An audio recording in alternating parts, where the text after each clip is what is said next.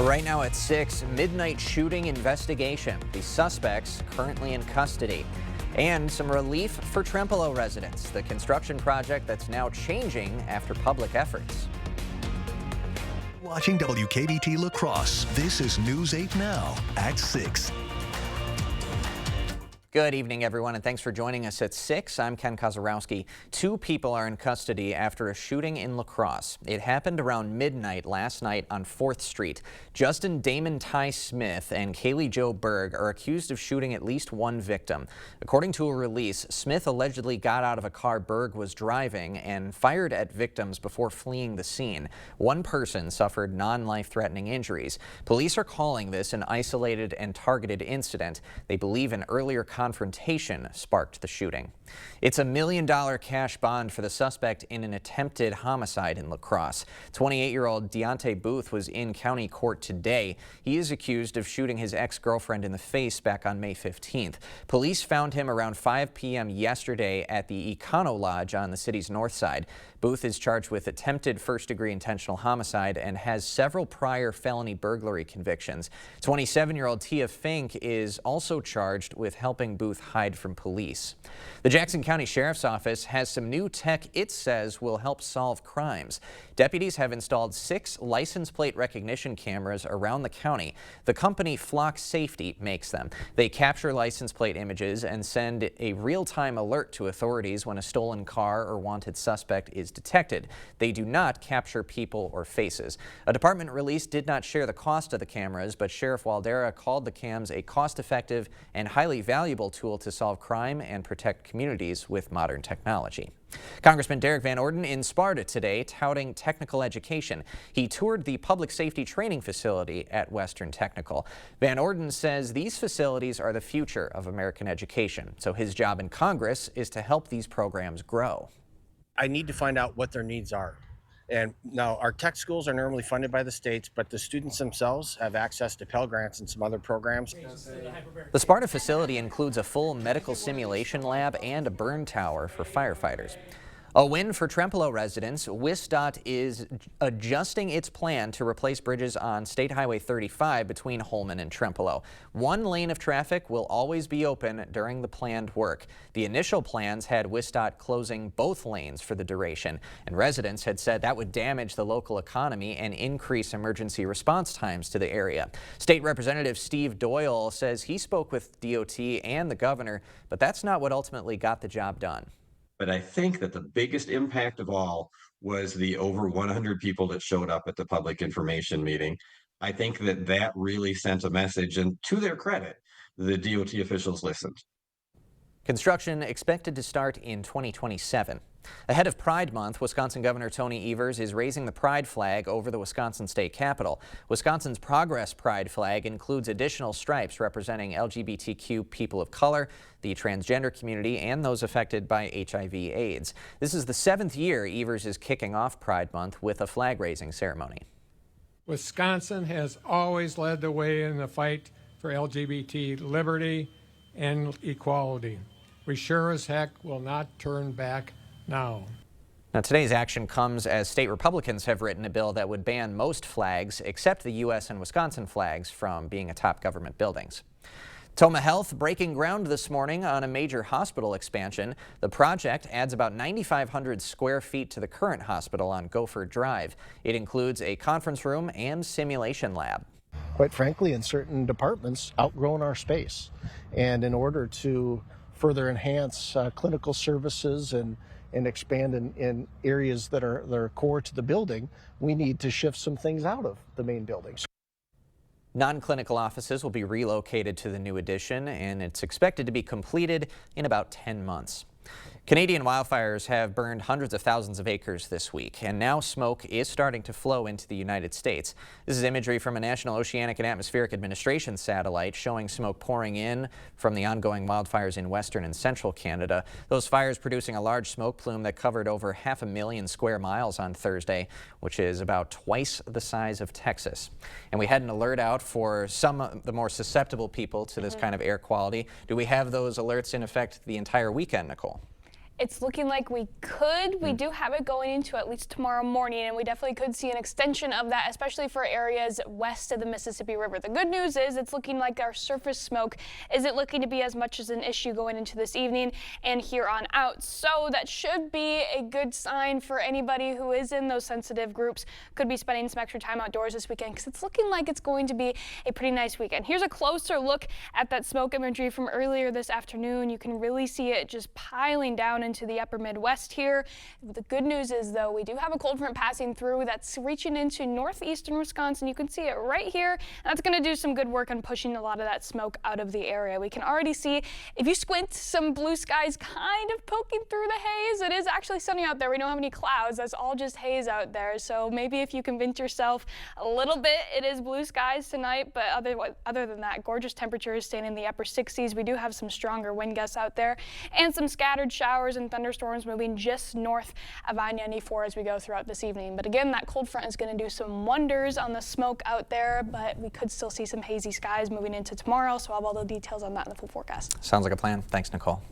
A local Wisconsin company getting the spotlight at a Walmart this morning. Silver Spring Foods showcased locally made products over at the Eau Claire Supercenter as part of National Small Business Month. This event is part of Walmart's Grow with U.S. initiative, which helps small businesses expand their American-made products nationwide. So we started out very small in a regional capacity, and our product has proven to be successful in the Walmart system, and we've been able to expand now into over 4,000 Walmarts. Silver Spring Foods is based in Eau Claire and has been making horseradish and other condiments for more than 95 years. And Eau Claire is the best place to live in Wisconsin. That's according to U.S. News. The latest report has the city coming in at 49th in the country and first in Wisconsin. La Crosse, meanwhile, placed 10th best to live in the state. Madison following closely behind at 11. West Salem is kicking off the summer with the start of June Dairy Days. News 8 Now's Grace Monk joins us live from the festivities. Grace. The sun is out, the food is hot, and it's nothing short of a good time here at June Dairy Days. Today is the first day of the 3-day event. There's music, food, games, and plenty of rides. The weekend features other events, and tonight we'll have a fireworks show. We asked some local kids what their favorite part of the weekend is. I like to do tractor pulls and win trophies. We have some ice cream and see the fireworks. And I'm also really excited to stay up late. Tomorrow we'll kick off with a parade. And if you plan on coming down, don't worry about admission or parking fees. It's completely free. In West Salem, Grace Monk, News 8 Now. It's looking like a good time. Thanks very much, Grace. Coming up, a Wisconsin woman found dead and dismembered. The evidence prosecutors are showing the jury on day 4 of a Milwaukee murder trial. After this.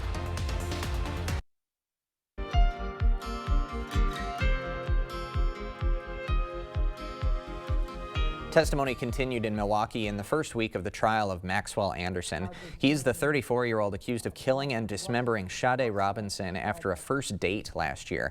Prosecutors say Anderson then disposed the 19-year-old's body parts across the area. And part of the trial's early focus has been on the victim's Honda Civic. Jurors today seeing videos of the car driving around after prosecutors believe Robinson had already been killed. A defense attorney for Anderson questioned a police detective. In all the videos of the car that you've watched, who's driving the car? Can you see? You cannot see who's driving, no. Can you see a gender of a person? No. That trial expected to last another week. A federal appeals court temporarily preserved many of President Trump's sweeping tariffs, while the legal challenge continues to play out in court. The whiplash comes as the president's close advisor, Elon Musk, leaves his role today overseeing DOGE. Natalie Brand has the latest from the White House.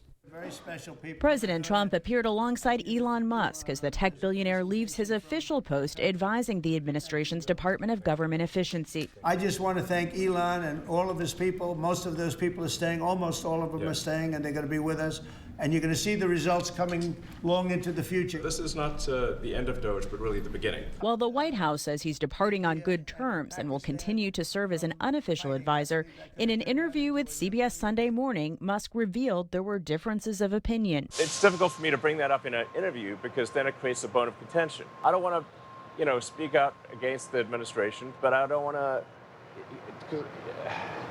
I also don't want to take responsibility for everything the administration is doing. Musk's time as a special government employee led to the layoffs of tens of thousands of federal workers and massive restructuring of agencies. CBS Sunday Morning's David Pogue sat down with Musk inside the SpaceX factory, where the billionaire said he will be putting more time back into his companies. He was trying to make clear to the public that he's out of Washington. Another way to look at it is he was doing sort of a reputational repair tour of the media. Musk has also publicly stated he's an advocate for free trade and lower tariffs, at odds with the president's sweeping tariff strategy now tied up in court. In a new ruling, a federal appeals court is allowing the president's tariffs enacted through the International Emergency Economic Powers Act to stay in place while legal challenges continue.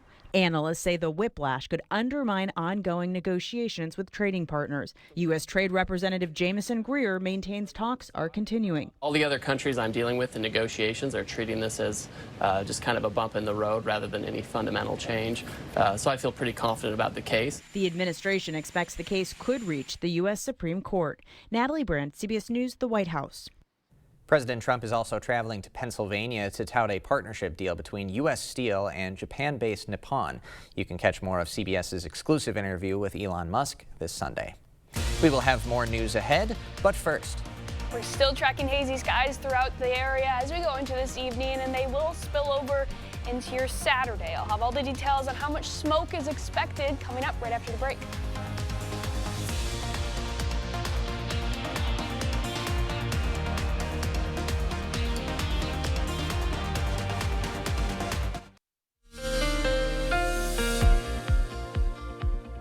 Well, those hazy skies have been the main story of the forecast today, but we do have some relief in sight as we head into this evening. And that's coming in a form of a cold front coming out of northeastern Wisconsin right now, also bringing just a tad bit of moisture to the area. So I wouldn't be surprised if we continue to see a few pop-up showers and thunderstorms right along this line as we continue going into these evening hours. Really looking to stay north and somewhat near I-94 as it continues to track further south.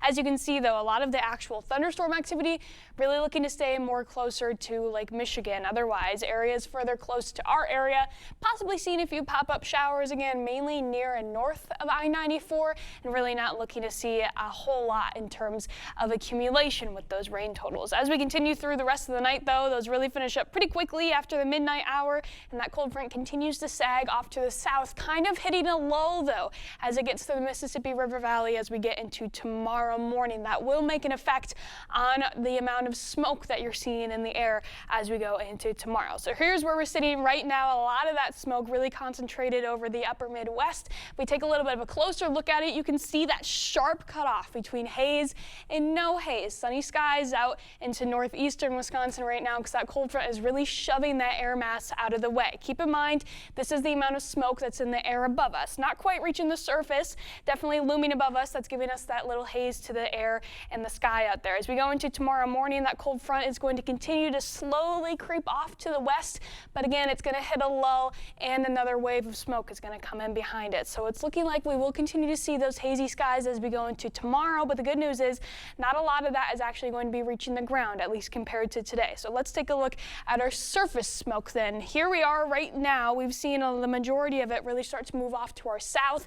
As that cold front comes, it's going to push that sharp line of it off into the river valley as we go into tomorrow morning, and then by tomorrow evening, a lot of that surface-based smoke is really well out of our area. However, if you are planning on heading over into central Minnesota or really anywhere off to our west as we go into the weekend, you're definitely going to want to keep that in mind because it's going to be a little bit smoky over there. Definitely going to monitor the amount of time that you're spending outside because we are seeing some higher amounts of smoke at the surface as you head closer to central Minnesota. As far as temperatures go for this weekend, it's looking pretty pleasant and somewhat summer-like Lake as well to finish the month of May off.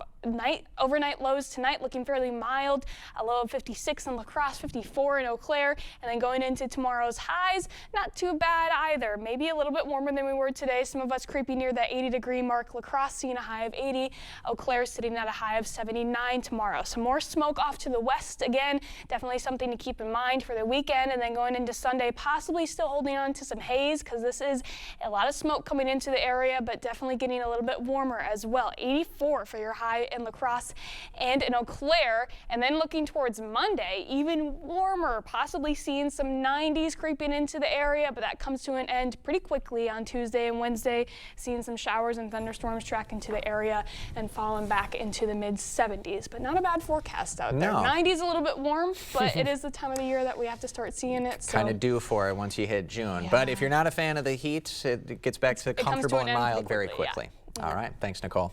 Coming up next in sports, the Brewers beginning a series with the top team in the NL. We've already got an update from Philly. Plus, hear why Josh Jacobs thinks he could improve upon his career-high numbers from a season ago. Jacob is next. Covering all the exciting action from your community, here's News 8 Now Sports with Jacob Lenzendorf. Well, after a special first season where he set a new career high in rushing touchdowns, Josh Jacobs is excited for year number 2 with the green and gold. And for good reason, because with the addition of a proven lineman in Aaron Banks and more experience under the belt of other players on that offensive line, this season's run game could even improve upon its top 5 ranking from a season ago. And despite Jacobs being a physical runner and inviting contact, he wouldn't be opposed to a few more yards before contact, similar to that of the reigning Offensive Player of the Year out in Philly. If I'm getting touched 3 yards and I only got to worry about a linebacker or a safety, it's like I'm going to win a lot of those more than I lose. So I think that's the difference. You know, obviously, you know, Saquon, a special player like him with an elite line, it's like it's just going to make you look crazy, you know. So obviously, you know, we chasing that right now, and we're going to see how it play out. Jacobs also said he, quote, left a lot on the table from a season ago, words that have to make fans of the Packers excited for what is to come. Brewers looking to make it 5 wins in a row, taking on the Phillies right now, the class of the NL. This one just entering the 3rd inning, and Milwaukee leads. The Crew entering the day in 3rd in the Central, 6 games back of Chicago. I'll have highlights from this one later at 10. The season has come to a close for the St. Mary's Cardinals after a 6-3 loss to Randolph-Macon earlier this afternoon. SMU had the game-tying run at the plate in the 7th, but a ground out would end the game. St. Mary's finishes their season with a 44-7 record. Congrats to Coach Sheeta and the girls on a great year. And now it's time to announce the News 8 Play of the Week winner. And it was the closest vote we've had this school year, but Sam Abley of Black River Falls barely edging out Autumn Everson by 7 votes. Abley was part of a 4-way tie for the Cooley Conference crown at Viroqua Hills.